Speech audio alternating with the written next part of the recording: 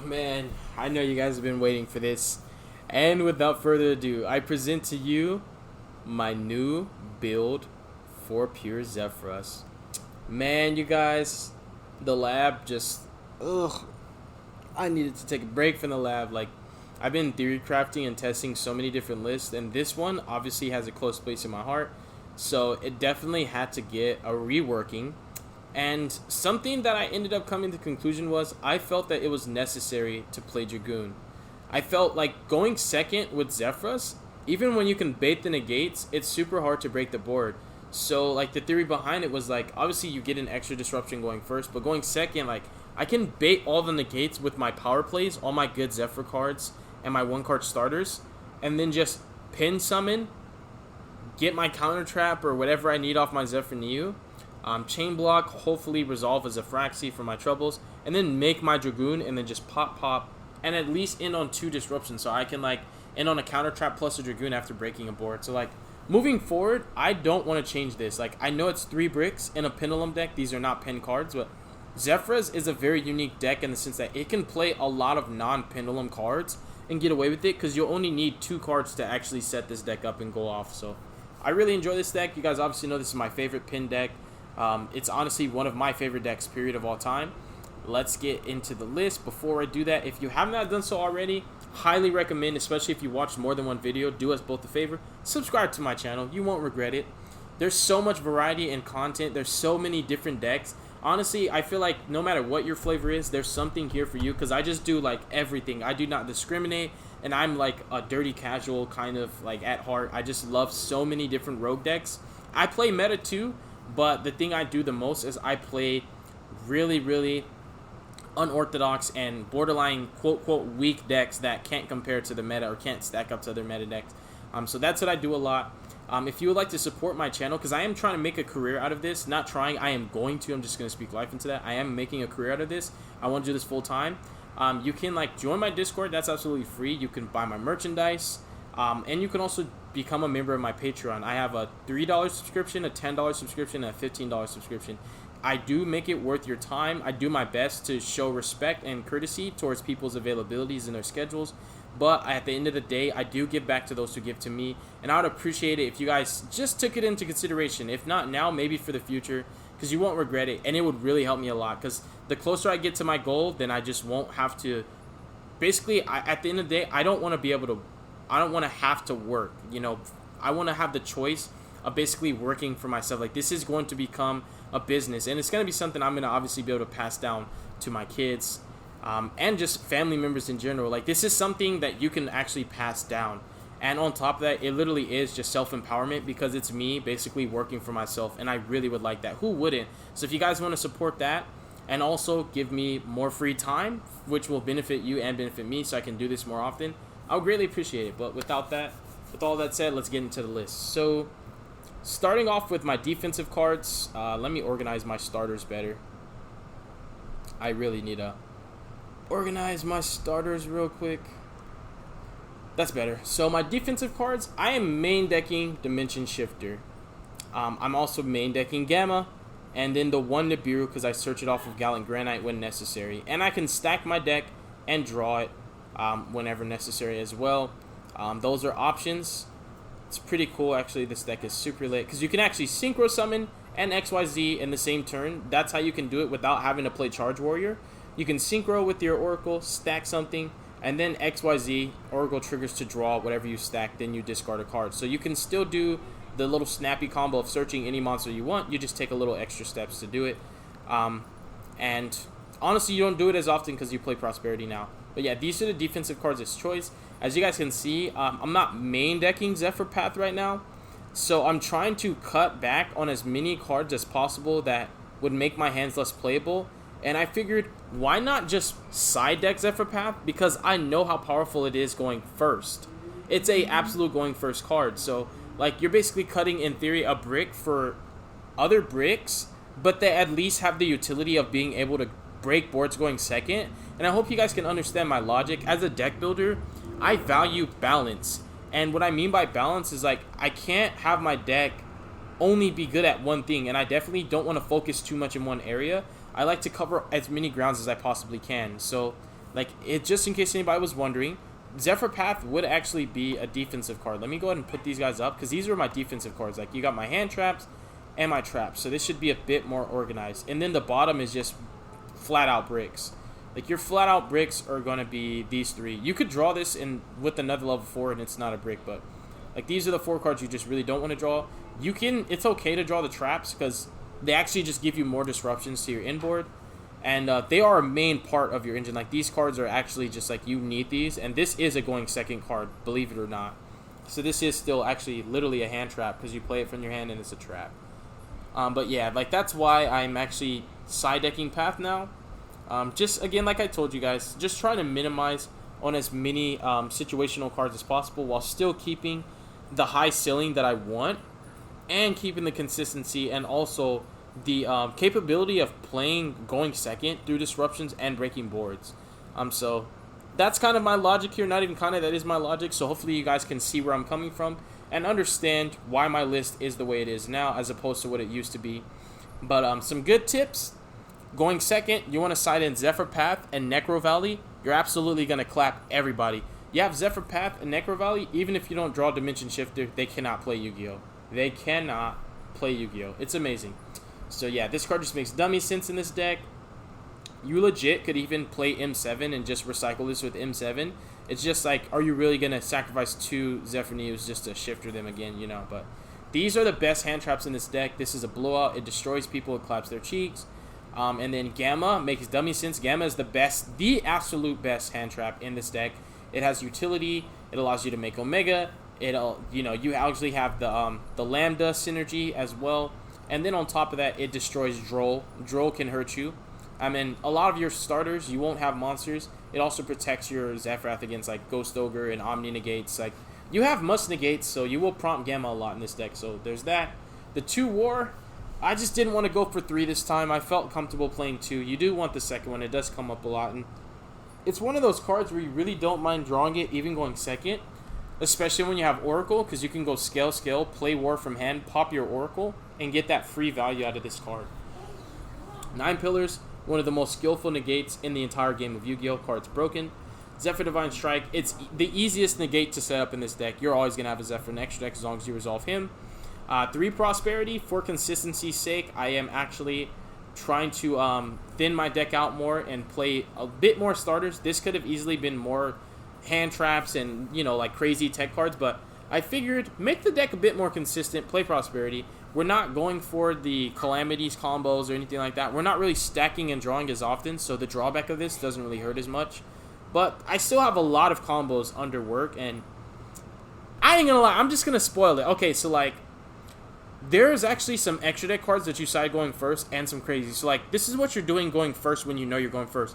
You're gonna actually do Charge Warrior into Cyberstein, Cyberstein into Exterio.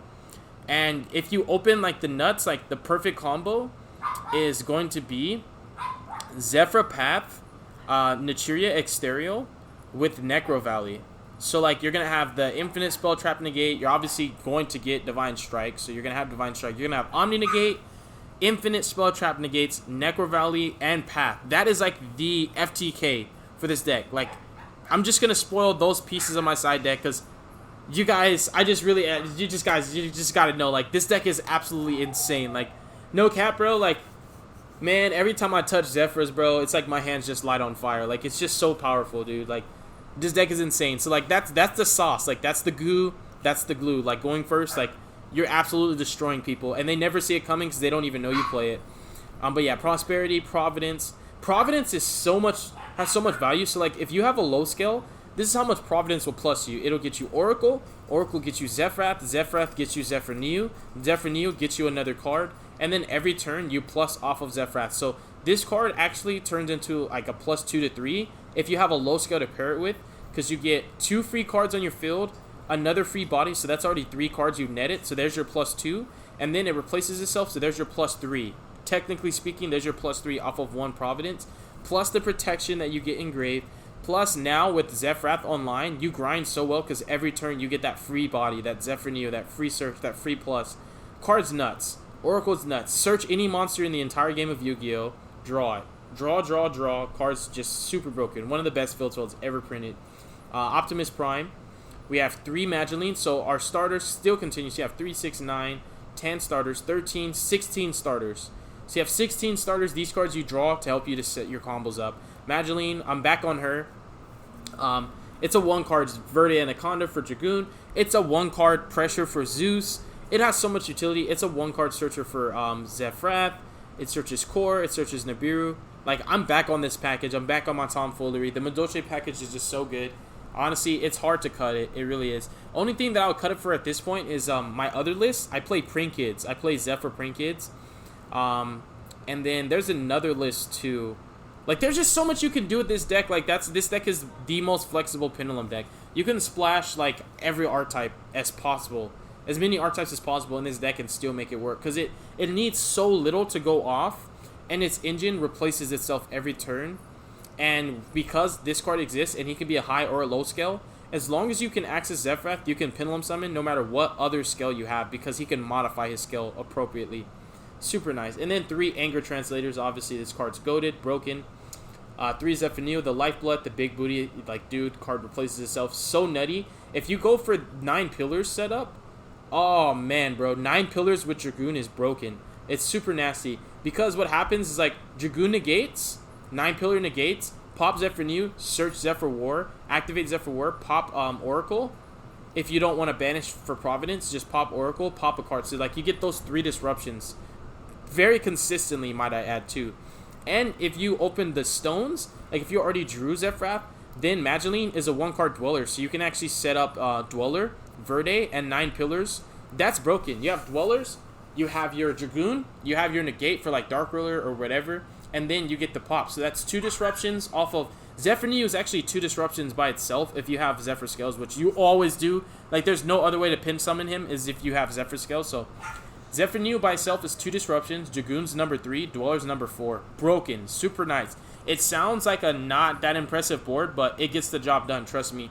This deck, you don't need to make those scary, over-the-top, burn every resource in my hand, like, get rid of dang near my whole, like, leave 8 cards left in my deck, summon every card in my extra deck, and then get doo-dooed on by a Dark Ruler and literally just get clapped. Like, this is not that kind of Pendulum deck. It's a combo deck and a control deck at the same time. It is mid-range. You can do whatever the heck you want with this deck. Dude, I can literally, like, dude, I'm telling you guys, like, you guys just don't know. People just don't know, like, high-key a Zephyr Guru. You can play the Despot cards, because I'm not maining Path. You can go in with Auradon, set up literally Borload Savage, Herald of the Arclight, and then do your Zephyr combo. Bro, there's just so many things you can do. This deck just doesn't have a normal summon. It just doesn't, so the sky's the limit. You can literally play... You guys aren't ready for this one. You guys aren't ready for, like, the 15 Zephyr list that I really have. Like, mentally just... like a mental file. Like, literally just... It's a bank in my head. Like, just stored. Boom. This is a 1-card what? This is a 1-card what? A 1-card skill drain lock, bruh. Like, so you guys see how I'm playing Dragoon, and these are bricks, right? So, 1 brick... plus, so you're playing 3 bricks. So you're playing 3 bricks, right? So look at Dragoon, right? There's your 3 bricks. Take those 3 bricks out. Boom, Buster Blader. Like, I can't keep going, like, because then the video is gonna be too long. Like, you guys just don't know. You guys just don't understand. Like, I can do everything with this deck. Like, this deck is just it's so fun. It's super awesome, and you could be so creative with it. I love this deck so much. So Zefraxi is just, like, amazing, bro. Like, honestly, one of my go-tos is Shinshin. Even though, like, I like Dweller, you can only really make it with 2 level 4s, but Shinshin, you get this a lot more consistently. So, your realistic board, which is the one you'll get more often than not, is going to be Dragoon, Shinshin, Divine Strike. That's your most consistent board. If you open Amazing, you will get Dragoon, IP Masquerena, Shinshin, Divine Strike. So then IP and the Verde goes into Appaloosa for 2.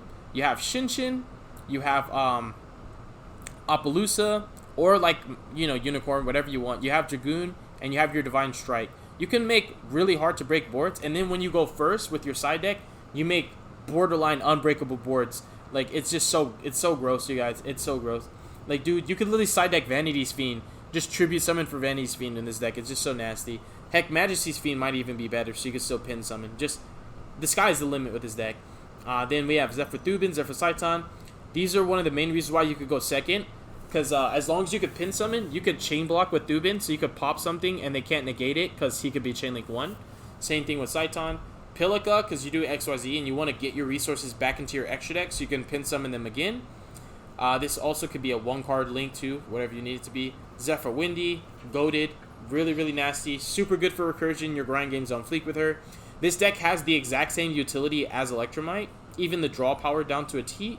So you can send whatever you need as far as Zefra cards go from your deck to your extra deck, and then add it from your extra deck to your hand. So these two combined is Electromite, even though he's banned. She's banned, I mean. Zefra Core. Card's nuts. This helps you to go for Dweller plays as well, because if you scale a level 4, you pin summon, chain block with him, summon this from your scale, from your Pendulum Zone, and then boom, there's your rank 4. And then the Dragoon package and the pet. So Shinshin, you make this card a lot. It's just so good. It's super easy to make in this deck. It's a win condition in itself, and it's never alone. Shinshin plus anything is just so good this format. This card single-handedly annihilates prank hits, annihilates Eldritch, makes it really hard for Drytron to play Yu-Gi-Oh! It doesn't really give Drytron, I mean, it doesn't give Tri-Brigade the run for their money that you would hope it would, but it's still really good against everything right now. Don Dragster, another great synchro option for Fraxi with the level 4. So, like, let's say, like, this is a scenario that could come up too, what will come up, like, you pin summon Zefra Neo, Fraxi, and one other Zefra monster. So you could say, oh, I'll just go for Shinshin plus a counter trap, or you can do this. Leave Zefra Neo on the field, turn that level 4 into a tuner, end on Don Dragster with 9 pillars, and you'll get 3 disruptions. Sometimes that's better than just Shinshin plus a counter trap and a random monster just laying there, not doing anything. So you'll also get more use out of it. So like Don Dragster with the 9 pillars to search off Zefra Neo, you'll get 9 pillars into a war because Zefra Neo's effect, and the Don Dragster. So that's 3 disruptions. You know, so just sharing some good nuggets of wisdom here. Omega, just no-brainer. Horus, amazing going second. Card is just gross. And with Oracle, you can't really negate this card. Super nasty. Lambda, Unicorn. Lambda also, because you play Gamma, it just, and you have the space, you might as well. Unicorn, Appaloosa, Access Code, Verde, Dragoon. Oh man, I'm so glad I started playing this card. So good. Gallant, Dweller, Tornado for utility, and Zeus. So I started playing Zeus because you can make a rank 4 before you even Pendulum summon or commit your skills. So, like, when you play against trap decks, you can go Mageline into Tornado Dragon, pop a back row, try to, you know, attack, put some pressure basically, declare an attack, threaten them. If they activate a trap, you chain Tornado Dragon, target the other trap that they haven't activated, pop it, and then if this guy doesn't die, make a Zeus. So, like, the main thing here is just, like, having access to Zeus before you Pendulum summon is very, very valuable. So, like, if you Dark Ruler your opponent, like, if you Dark Ruler them, so basically, now with just my extra deck choices, Dark Ruler plus Mageline breaks the whole board. So, you just Dark Ruler, Mageline into an expendable XYZ. I would even, heck, dude, I would Mageline into Gallant Granite just to get my Angry Translator, and then Gallant Granite attack, and then boom, make Zeus, nuke the whole field, and then combo off, make your Dragoon, set up your negates. And then IP, because I was testing with this deck. I test with Zefra's. Like, you guys, dude, I'm telling you, I be in the lab like a madman. So I was testing, and I was ending on Verde with Dragoon, and I had two random monsters, and I was like, dang, I could really do something with them, but their levels are off. Zefraxi couldn't make any of them a tuner. Like, I didn't have him at the time. Like, he wasn't out in rotation. So I was like, man, their levels don't match. I can't make a ring for it. They're just sitting here. I need to do something. I was like, oh, I don't have Gamma in hand, so Lambda's not gonna help. So I'm like, oh, let's just like start playing IP. So you end on Dragoon, counter trap, IP into the Appaloosa. So like, no matter what, you consistently get 3 interruptions. 2 with your worst hand is 2, which is Zefra Neo by itself. 2 interruptions. You consistently get 3 interruptions, and then more and more and more on top of that. So like, worst case scenario, you get 3 interruptions. Dragoon plus your other 2. But when you open good enough, you can have Dragoon, Shinshin, and the counter trap. And if you like critical mass, pin summon a lot of monsters, IP Masquerena for your troubles, dude. Amazing. Like, this deck's so amazing. It's super good. So yeah, that is my new Zefra list. A lot of people have been curious about what I've been fine tuning. You guys know I'm like, this deck, I don't play no games about it. So like, I'm not just gonna show you some willy-nilly slap together list that just shove it down your throat and be like, here's your list. Nah, bro. Like, I'm gonna show you what I really play after it's been well thought out, carefully and well thought out, and just planned out perfectly. So this is the list, you guys. I have so many other lists for Zephyrs, but this is my pure, like, closest to pure list. I have so many other ones. Obviously, I'll show them over time. But God bless you guys. Make good choices. Don't hurt your brain cells. Stay tuned for future content. And peace, yo. Thank you very much.